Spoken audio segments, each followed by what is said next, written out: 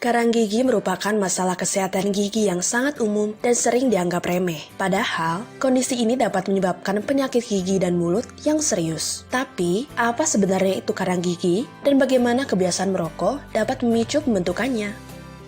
Karang gigi adalah suatu endapan keras yang terletak pada permukaan gigi yang berwarna kekuning-kuningan, kecoklat-coklatan, sampai dengan kehitam-hitaman dan mempunyai permukaan yang kasar. Karang gigi sendiri pada dasarnya merupakan plak gigi yang mengeras dan tumbuh sedikit demi sedikit.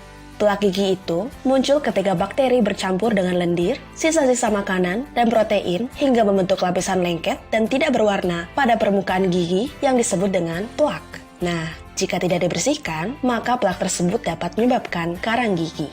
Namun, apa hubungannya karang gigi dengan kebiasaan merokok? Kebiasaan merokok dapat meningkatkan kadar kalsium pada air liur yang kemudian dapat memicu penumpukan plak.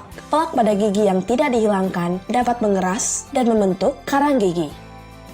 Ada beberapa bahaya atau komplikasi yang dapat diakibatkan oleh karang gigi. Pertama, gingivitis. Karang gigi yang tidak ditangani akan menyebabkan berbagai masalah kesehatan. Salah satunya menimbulkan infeksi pada gusi karena adanya bakteri di dalam karang gigi. Pada tahap awal iritasi, gusi akan mengalami peradangan atau gingivitis. Gingivitis merupakan suatu proses peradangan yang terjadi pada gusi. Biasanya ditandai dengan gusi yang berwarna kemerahan, bengkak, dan sering berdarah.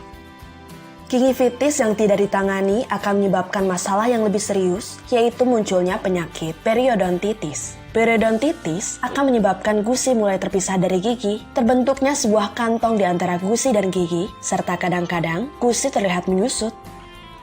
Pada stadium lanjut, kantong yang berisi plak dan karang gigi terus memperdalam sehingga akan menimbulkan kerusakan lebih lanjut pada tulang yang mendasarinya. Karena bakteri yang terkandung dalam karang gigi dan plak mengeluarkan sebuah toksin yang memecah tulang dan jaringan ikat yang menopang gigi. Jika tidak dirawat, tulang, gusi, dan jaringan yang menopang gigi akan hancur. Gigi akan kendur dan rontok. Kedua, gigi menjadi goyah. Karang gigi merupakan tempat bersarangnya bakteri yang dapat menyebabkan infeksi pada gusi maupun jaringan pendukung gigi. Salah satunya tulang alveolar, berfungsi sebagai pengikat gigi. Jika ia terinfeksi, alveolar pun semakin berkurang. Jika alveolar tinggal sepertiga bagian dari akar, gigi menjadi goyah. Ketiga, vokal infeksi. Bakteri juga dapat menginfeksi jaringan penyangga gigi atau yang disebut periodontitis. Periodontitis dapat menyebabkan timbulnya infeksi sekunder, memudahkan penyebaran bakteri ke sirkulasi darah sistemik, sehingga bakteri tersebut dapat menyebar ke jantung, paru-paru, tulang, ginjal, dan organ lainnya.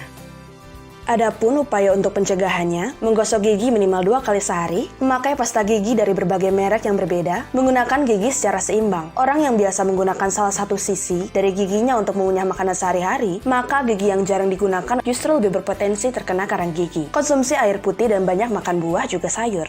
Penanganan karang gigi. Pertama, scaling dan root planing. Scaling merupakan tindakan perawatan untuk menghilangkan plak, kalkulus, dan noda pada permukaan mahkota dan akar gigi. Root planing merupakan suatu tindakan untuk membersihkan dan menghaluskan permukaan akar dari jaringan nekrotik, sisa bakteri, dan produknya yang melekat pada permukaan akar.